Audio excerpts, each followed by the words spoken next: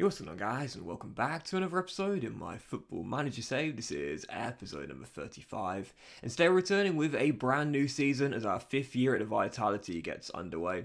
Before we get to the first game of the season though, which is away at the Emirates, you will see what happened in pre-season, a look at the World Cup 2026, and of course the much loved transfer special as well. Let's get to that first. And I heard the cries, Doctor, will you please spend some money? Stop being such a cheapskate and splash some cash. Well, guys, I have. Yes, I spent over £100 million in the transfer window and broke the club record transfer fee twice in the same window. I heard you guys, I've spent some cash, finally. But of course, we'll start the departures as always, and as you'll see, we loaned out one of our youngsters to the Posh this year, one of our better youngsters through the academy. But in terms of big sales, well, I know you already see the two big names there. You knew it was going to happen. We'll get to those in a moment. We sold one of our youngsters to Stoke for a small transfer fee, but of course, one of those 50% sell-on clauses I like to include as well. We also loaned out Jenkins. Paul Jenkins has gone out on loan once again, this time to Oakwell, playing for Barnsley. But the big sales are here. Antoine Semenyo's time has come. He's gone to Galatasaray for £7.5 million. We loaned him out for the past 3 years. I just never really felt he was going to come back and play here. So to get a bit of money for him in the final year of his contract, happy with that. But also, Lewis Cook went to Valencia for £12 million. That was an interesting one. 29 years old. He still had 3 years left on his deal. He said he wanted to move on for a new challenge. So he sold him for 12 mil to Valencia. I always say, when a player has just moved, the market valuation inflates quite a bit, so please take that with a pinch of salt. But Cook got sold, I'm totally fine with that, as we did sign a new CM for this year. But also the big sales, you see them both here. First, club captain Lloyd Kelly, off to Real Sociedad for £30 million. I said I wanted to sell the captain and the goal scorer outside of England, I did just both of those things there. Kelly went to Sociedad for £13 million. That's a release clause 95 mil, so again, don't look at that as his actual valuation, because it clearly isn't. But £30 million, Kelly goes to Sociedad, and he did go. Top scorer, Dominic Solanke, final year of his contract, went to Atalanta for £70 million. And I have to say, I'm actually quite pleased we got 70 million out of him. That's a lot more than I thought we'd get. I thought we'd get around 40, maybe 45 mil, maybe 50 mil at a stretch. But to get 70 million for a player in the final year of his contract, due to turn 29 in about a month's time, I'm actually quite happy with how much we were able to raise for Solanke. But the thing that really pissed me off was that he accepted 83 grand a week at Atalanta. Yet here, he wouldn't go any lower than 115. I was like, what are you saying? When I saw that contract, I was absolutely livid. So it wasn't about money after all. He just didn't want to play for me. But Solanke has gone. The question is, who have we replaced him with? Well, after raising 120 mil for our sales in the summer window, like I said, I spent over 100 million in the window, and I'll reveal the new signings one by one. There's a lot, so let's just get straight to it. And the first of 10. Yep, 10 new signings is someone you already knew was coming in. I'll get through the first few pretty quickly though, because, well, a few of them are just youngsters. But anyway, Tyrick Mitchell came in. Obviously, he had a relegation release clause as part of his Crystal Palace contract at 12.25 mil. I said we were probably going to lose Lloyd Kelly. I'd love for this guy to be a replacement. For less than half we got for the captain, I'm pretty pleased with that. Tyrick Mitchell, ever since he came through the Crystal Palace youth setup, has been a regular, really, since about 20 years old. So coming in for 12.25 mil, pretty happy with that. He's only 26 years old, so still got plenty of years left in his prime. Perfectionist personality, physically really, really quick, tackling 17 with 14 positioning as well. Yeah, really solid player to replace Kelly with. And again, I'll do my best to get through these first few really quickly. Next up, Carlos Gomez. I agreed this deal last season, but I had to wait until the new season would start before he came in.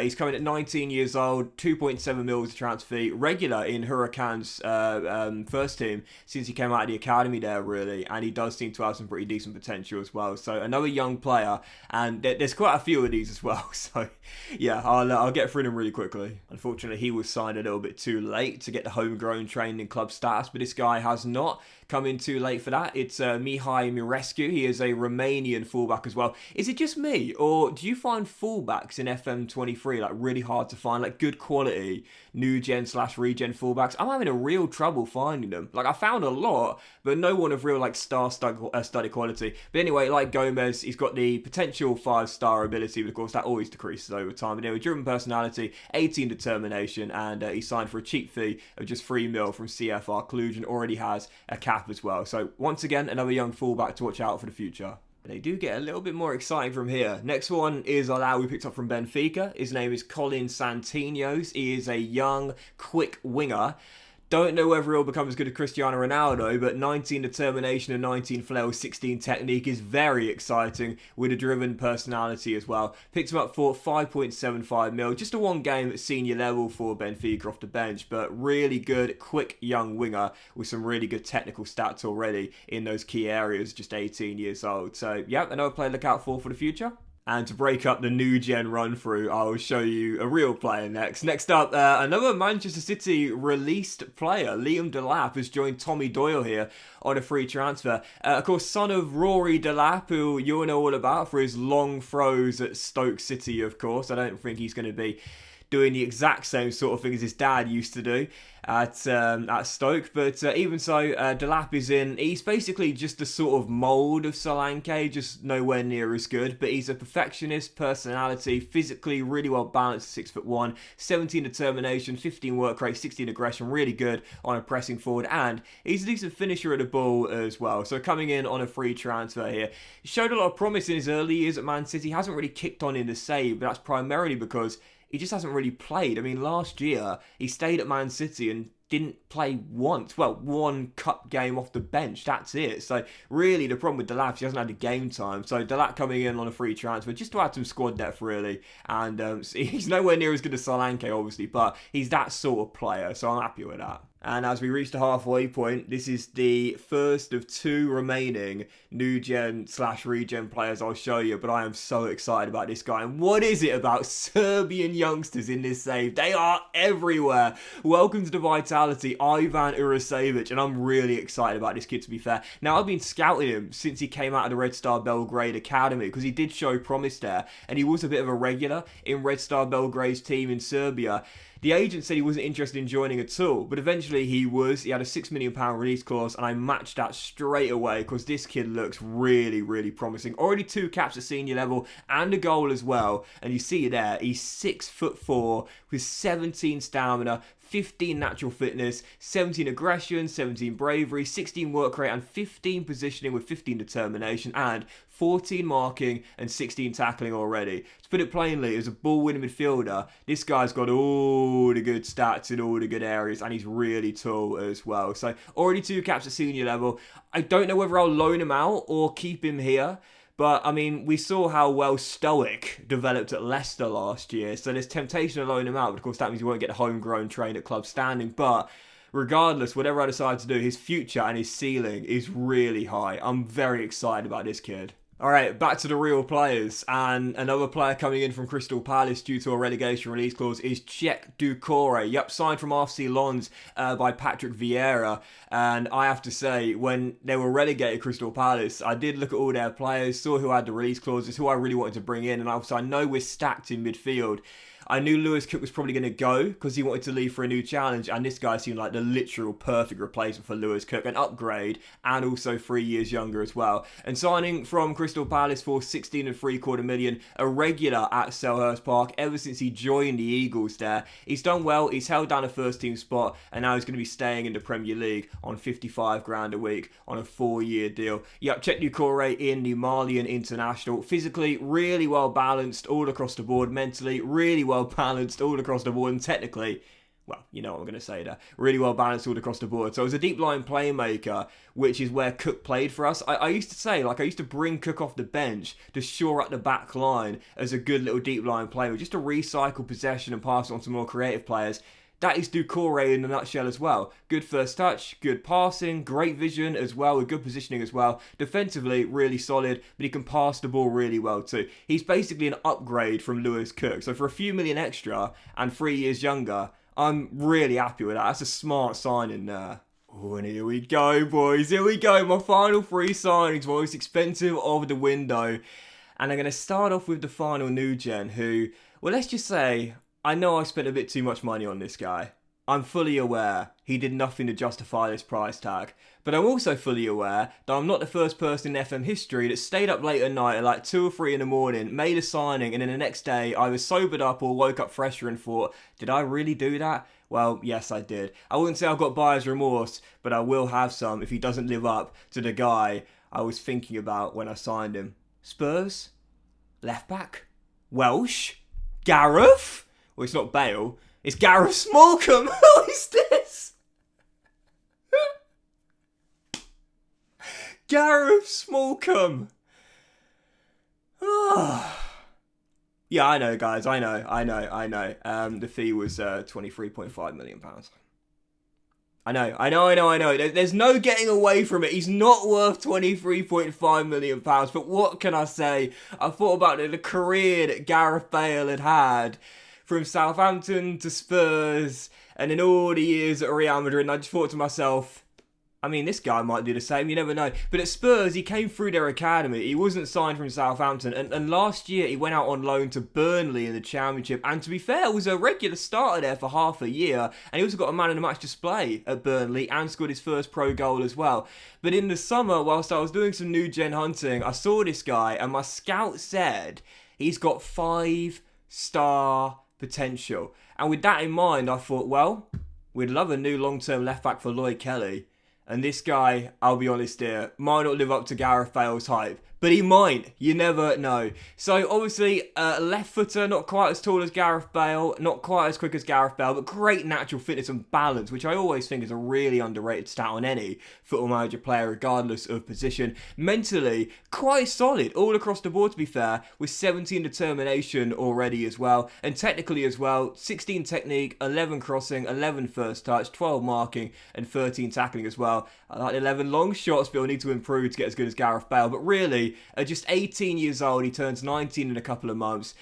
There's excitement. Is he worth the money I spent? Let's be honest here. At this point in his career, obviously not. Spurs jumped at the chance to accept that deal, but he could be worth way more in the future if he kicks on. And I'm very tempted to just throw him straight in at the deep end and have Tyrick Mitchell as my backup, hence why I gave him number 3. But Smallcombe is in, and what can I say, man? Like I said, it was like 2 in the morning. I should have gone to bed. I wouldn't have made this signing had I been as fresh as I am right now. Well, I might have done. But even so, I'm excited. I'm really excited. Gareth, with big shoes to fill. Already 3 caps at senior level for Wales, to be fair.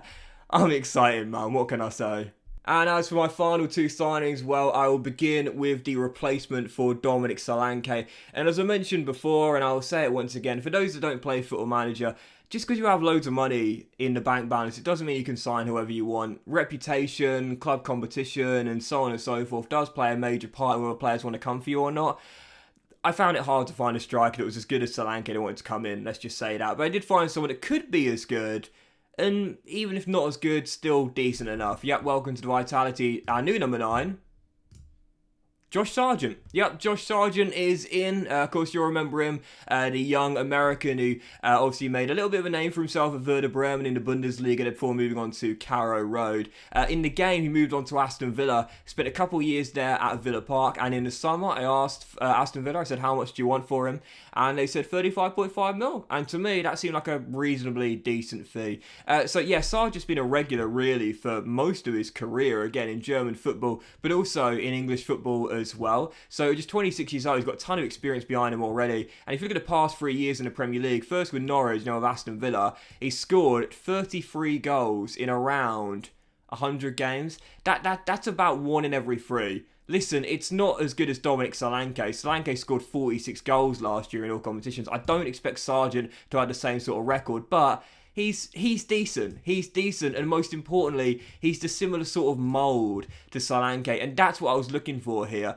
You know, tactically speaking, we're a high line of engagement, gegenpressing, hard-working, out-of-possession team. Finding strikers that can do that, not everyone can put in that sort of shift. Solanke could, and Sargent can as well. Physically, 6'1", you know, really well balanced all across the board.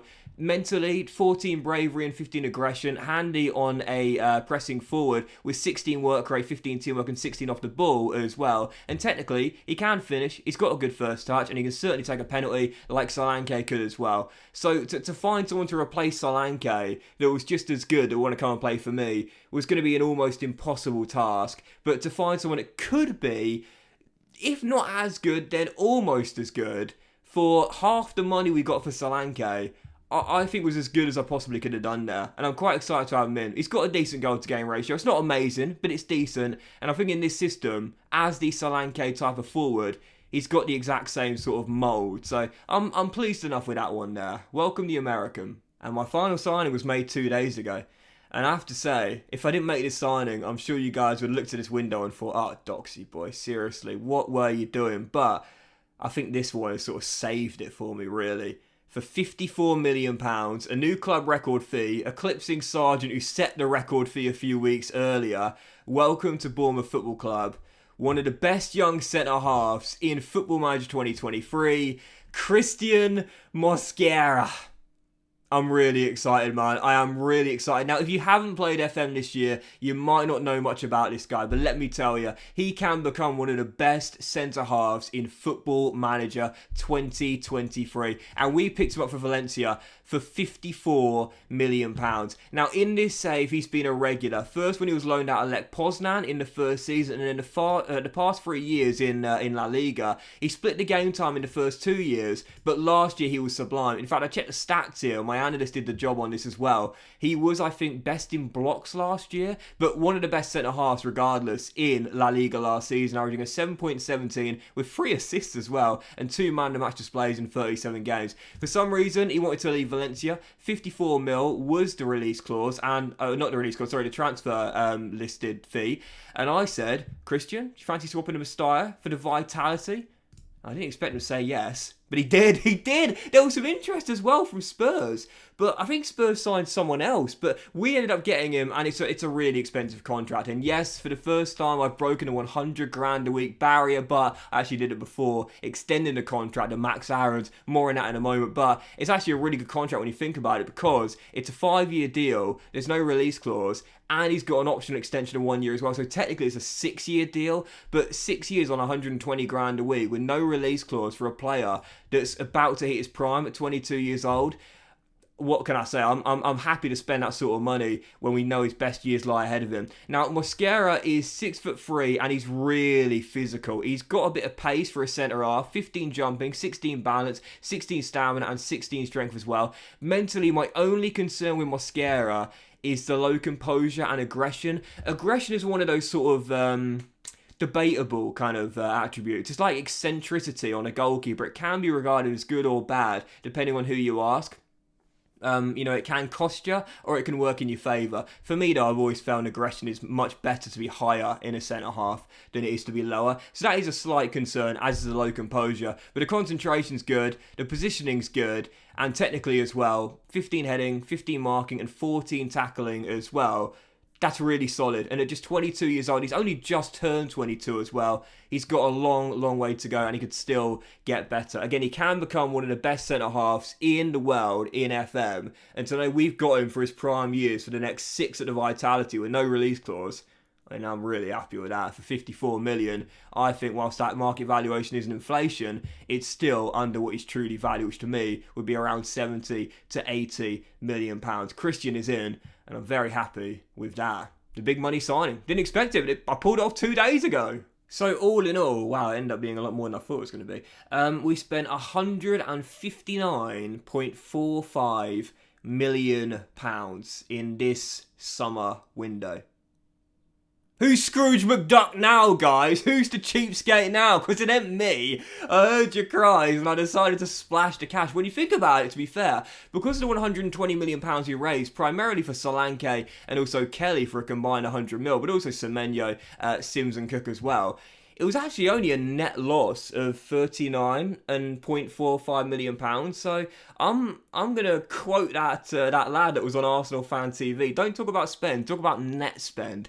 39.45 mil for a Premier League team is actually not a lot, all things considered. When you look at the quality of players you brought in, I'm quite happy with that. So financially, not happy about this. I loved having it £100 million plus, but the big window, and primarily that Mosquera signing 2 days ago, has obviously seen us go down to 64 mil. But it's still a really good amount of money in the bank balance. Of course, we will raise it over the window, over the season with the TV revenue and prize money too. But the wage bill has taken a big spike, and it's not just because of the signings of Mosquera on 120 grand and Sargent on 90 grand, but it's also the fact that I have given out new contracts to Hamid Traore, Max Aarons. I think I might have given someone else a new contract as well, but they got big bumper pay increases. Yeah, I'm really happy. Like I'm really happy with the window. To have lost Solanke and Kelly, two of our most important players, and replace them with the quality that we have. Again, Josh Sargent coming in.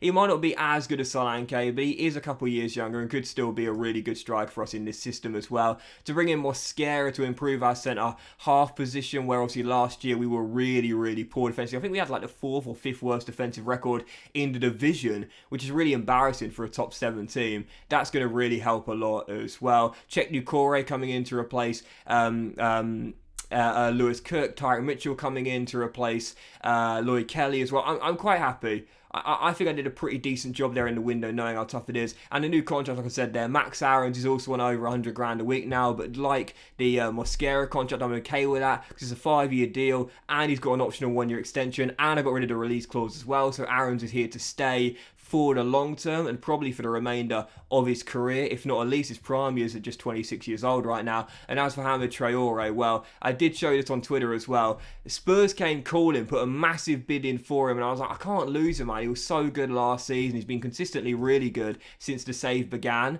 And in the end, I said to Hamid, how much do you want to stay? We negotiated a contract and 80 grand a week on a 5-year deal. I'm quite happy with that. There is a minimum fee release clause for clubs of Championship, £100 million, but 5-year deal, I think that's pretty decent, to be fair, on 80 grand a week as Hamid stays as well. So yeah, big pay increases for a couple of players there, but definitely deserving of them, I would say. So just before we move on, I want to show you the dynamic screen right now because there have been some big changes. 2 players are currently unhappy. Unfortunately, 2 of the most important players. Georgie, between the 6, wants to leave and play in the Champions League. Juve put a bid in, and funnily enough, he said he's not interested in going to Juve, and I was like, fair enough, he can stay here then. So I promised him I'll sell him if I get a decent enough fee. So far, we haven't got a fee that matches valuation, in my opinion. And Martin Baturina, Atletico Madrid put a bid in, and I was like, no, turned it down straight away. But PSG, Bayer Leverkusen, also now throwing a hat into the ring, offering loan deals for Martin. But he signed that big contract extension last year. Sorry, bro, but, you know, like literally 8 months ago, you penned down a 5-year deal and put an extra 1-year extension in there as well. So, I mean, you know, you made your bed, you lie in it basically, you're going nowhere, son. But as to the hierarchy as well, the team leaders have now changed. We've got 2 new ones here, as Metham and Scott joined the ranks, as Solanke and Kelly have left, and there has been a change of the armband. Scott McTominay, who was vice-captain last year, has taken it permanently, definitely deserves it in my book. You know I love Scott McTominay, and young Alex Scott, who's been here since episode 1, has actually got really good mental stats as well. I've decided to reward him with the vice-captaincy for his loyalty. Scott, to be fair, has never said he wants to leave once. This is a player that, if he left to a big team, could probably get a few more England caps and some more winners' medals, but instead, he's never once said he wanted to leave. I'll rate that. He's on 90 grand a week, 5-year deal, optional 1-year extension. He also signed a new contract in the summer as well. I think he deserves the vice-captaincy. I love the loyalty. Oh yeah, and the social groups. It's 4 splits, as it practically always is at the start of a new season when you made loads and loads of change to your squad in terms of incomings and outgoings. As I often say, eventually over the course of a season, a team will gel together. They'll all blend into one group, 1 or 2 groups for the most part, and eventually there'll be one core WhatsApp group, as I call it. For now, there's quite a few splits, but eventually it will sort itself out. Right then, who's ready to see what happened in the World Cup? Let's do that right now. I was going to do the competition over expectation. We'll start the World Cup, and here is the big shock. Denmark won the World Cup. Fair play. So yeah, Denmark won the World Cup. They went all the way in America and beat Brazil in the final. What an achievement from Denmark. You take a look at the knockout tree here, and it was actually a really bizarre World Cup. To be fair, it's not a surprise because, as we know, in this format, the World Cup groups go up to is it now to a 64 team? Yeah, it goes all the way to Group B. 3 teams per group and 2 qualify. Listen, there's lots of things about modern football that I often say has seen an improvement in 48 teams or 64 teams. There's lots of things in modern football that is improved from back in my day, if you will. This is not one of them. Bring back the old format. This is not an improvement in my opinion, FIFA. But yeah, Denmark went all the way to win the World Cup, and their path was first beating first beating Senegal, then Morocco, then England in extra time, then Germany, and then Brazil as well. So to have knocked out Senegal, who were in the World Cup last 16 in 2022, Morocco, who were semi-finalists in 2022, England, who were quarter-finalists, Germany, who were, I can't remember, and Brazil as well. Fair play. That's a great run from Denmark, and do you know what? Like, honestly, that's pretty amazing. Ralf Rangnick, former Manchester United head coach, has pulled off a mad one with Denmark. That's unbelievable. So in terms of the competition expectations for this season, as you can see, they are basically the same as last year, really, although the cup competitions now have an expectation as opposed to just, say, be competitive. But it's reached a quarter-final, which really we should be able to do. We reached the quarter-finals of we didn't reach the last 16 of the FA Cup last year, getting knocked out by Leeds, and we won the Carabao Cup last year. So I think we can do both of those this year. Europa League, we won the Conference League last year. This is our first trip to the Europa League. We enter at the group stage, or the league phase, if you will, and that's to reach the quarter-final. Again, we should be able to do that as we're making good strides forward. And the board expectation in the Premier League, top half. So I'm quite happy with that. Because again, I said this before and I'll say it again. Like, we are making good progression, but we're still not a team that can compete for the top four. We're still nowhere near good enough for that and good enough to be able to do that. The season preview is to finish in 8th, which to me, I think is quite realistic. Newcastle, because of their takeover, because of the money they've got as well, you have to now put them in the same sort of list as the traditional top 6, especially because they've got a new manager who you might be familiar of, Pep Guardiola. So you have to put the Magpies as part of the top 6 now, but we're the best of the rest, if you will, in 8th place. So I'd say the top 6 has now become a top 7, but we're now the best of the rest. So that, to me, this is where I think we should be finishing. I'm not thinking about this. Not yet. Not for a while. But this, to me, is more than good enough. Sorry, my personality is unambitious. What? Why? How? What? Is it because I haven't moved on? I haven't had the chance to. Nobody's expressed any interest in me. That's a bit of an insult. But anyway, as for pre-season, I'll show this for the first game here. We had a little tour of America, played 4 friendlies in America, and it was really weird as well, because like even though we were in New York, and obviously there's a ton of good stadiums in New York, or in the outer areas of New York, we were playing at these like really low capacity stadiums. I don't really know why.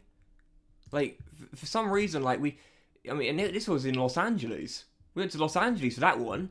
Why weren't we playing in like the bigger stadiums? We played Barcelona at a 7,000 seater stadium. What was that about? We also won the Vitality Cup for the first time, and so that was nice. And I got testosterone flying against Bournemouth FC, our local rivals as well. So our first game is Arsenal away, jumping into it today, and after all of the big summer moves, after spending over almost £160 million, the question is, in the post-Solanke and Kelly era, how will our new look cherries get on against a team that we'll be battling with this year for a European place? Right now, on the injury report, there's just the one player down. That is our new number 9. Josh Sargent broke his ankle towards the end of last season, so he's missed all the pre-season, and therefore he'll miss the first couple of games with us as well. Pereira's a bit unfit. Everyone else is totally fine. Oh, by the way, he's probably going to Sporting Lisbon as well. That move might be going through in the next week or two. So, heading into the game, we're going to stick with the 4-3-3 Gegenpress, and this will be our team. We'll start off with our usual tactical setup, and this will be our lineup. So Georgie's blue sticks, Smallcombe. I think I will throw him in at left back and just see if he sinks or swims. If we're really struggling and conceding a lot of goals, especially on the right hand side, I'll probably play it safe and bring Mitchell in. But for now, I'm going to throw the kid in. Mosquera, Zabani and Aarons, with Scott McTominay and Radovic through the middle. Baturina's on the left, Traore's on the right, and Luca Romero is leading in lines. Are pressing forward today. Scored quite a few goals last season, and to be fair, as a pressing forward, he does actually have some pretty decent stats to play there as well. So we'll see how he gets on up top this game. On the bench, you've got Travers, Stoic back from his loan spell at Leicester as well. Not sure to loan him out again or just keep him for this year. At 19 years old, now described as a wonder kid. I might just keep him, to be fair, and see how he gets on. Stoic, Garza, Mitchell, Nandez, Ducore, Blanco, Tavernier, and Ings as well. First and only game, first of the season. Arsenal away at the Emirates with our new look cherries in the post-Solanke and Kelly era. Come on, you cherries. When a team goes through major changes in the transfer window, both with incomings and outgoings, obviously it can take time to gel, as I mentioned earlier. So if we do get off to a tough start this season, I'm not going to hit the panic button at all. Like this is not necessarily a completely new crop of players, of course it isn't, but you've got 2 new lads in the back line. Obviously Radulow's going to get a lot more game time as well. We will have a new striker leading our line once Sargent's back from the injury as well. So I'm not going to be too worried if we got off to a poor start, because don't forget last season we had a really poor start as Georgie makes a great save there to keep it at 0-0. Last year we had a really poor start. If you remember, for a couple of weeks we were in the relegation zone, but in the end finished top 7 and won two trophies. So yeah, don't panic if you get off to a poor start. It's a long old season. Heavy pressure from Arsenal inside the first 10 minutes here. Gabriel Martinez is going to try and bend this one in near post, which he almost did, but Georgie, flying across the goal line, tips it behind for a corner over the bar. Great start from our number 13, and this is why I don't want to sell him for anything less than around 55-60 million pounds, because like Solanke, if we lost him, I don't know how we could replace him. There are certain players in this team who, like, I don't know who we could bring in to, fill their shoes, if you will, or in Georgie's case, fill the gloves, because I mean they're just so good and probably better than our level right now, including Mosquera, who, to be fair, we just signed. Georgie again! And there Georgie as well. What a save. That goes for Traore too. Georgie's off to a mad one here. Arsenal at the moment getting chances from set pieces, so the only way I could stop that is asking my boys not to be too strong in the tackle and perhaps lower the press a little bit, but I don't want to do that. I don't want to do that. This is the way we normally play, and to be fair, we've been playing well with it. If we get into the break, still tied at 0-0. Yeah, we haven't taken a shot. Yeah, we're losing a possession battle, but I'll take a goalless draw at the Emirates in the first game of the season. Absolutely. In fact, I might just lower the press a little bit, to be fair. Drop the line of engagement down. And yeah, lower the press just a slightly more often as well. And also stay on the feet, not concede as many set pieces in the second half as well. So far, though, it's been a Georgie masterclass while we're goalless. Romero, I said he could play as a pressing forward. It's not really his role. But second half begins. If we can hold on to this, though, I'll take it. Aarons sends a free kick long down the byline for Traore to chase, but Zinchenko picks it up easily. And Ramsdale hits it long. Should be one in the air by Zabani. Instead, McTominay says, I'll take it from you, bro. Leading like a captain. And now back to Georgie, having one of his best games in the Bournemouth shirt so far, as we'll calmly pass our way forward. But then Mosquera says, sod that, I'm not ready for the Premier League yet. Poor pass. Nonto, thankfully, couldn't finish. Poor pass. Put us in a bit of trouble. Thankfully, the finish wasn't the best. Arsenal, surely going to break the deadlock. Zinchenko, Martinelli down the left. Can he cross? He can. Oh, it's another brilliant save by Georgie, and Smallcombe with a big block as well. It's all Georgie today. Surely we're not going to see this out. Surely not. At some point, Arsenal are going to break the resilience here. Coot Miners gets inside the left, dribbles back out, finds Zinchenko on the edge. Caicedo over the bar, still 0-0. Gabriel to Kieran Tierney and the Scottish left back driving forward. Great through ball. Oh, brilliant save again, and Aarons with the block. Georgie has been incredible today. 5 minutes and we're still tied at 0-0 in one of the best goalkeeping displays I've seen in FM. Radulovic! Oh, Traore, how's he missed? What a chance to win it! Right, let's bring on Tav for Romero on that right-hand side. I'm actually going to drop him deeper as a wide mid as well. And I'm going to make my final change in stoppage time. The kid's done well out there, to be fair. We're going to take him off to Tyreek Mitchell for a better tackler, and Bournemouth have come to the Emirates and shithoused the 0-0 courtesy of a goalkeeping masterclass from Georgie, and that is why I'm not selling him for anything less than around 55 to 60 mil. That's the best goalkeeping display I've seen in this year's FM. That is unbelievable. What a performance, lads. And where's Georgie? Georgie in particular has just pulled off, again, one of the best displays I've seen from a keeper in FN. That was incredible. You know that call an ambulance but not for me meme. Had Traore finished that, I would have been using that meme straight away. was all Arsenal completely, and we almost won it at a death as well, but instead Georgie with 13 saves in the game, some of them one-on-ones and incredible tip shots as well, tip saves as well. That was extraordinary from Georgie, and it's why, again, I know he wants to even play in the Champions League, but I said to him, if a bid comes in at 52 mil, I'll meet it.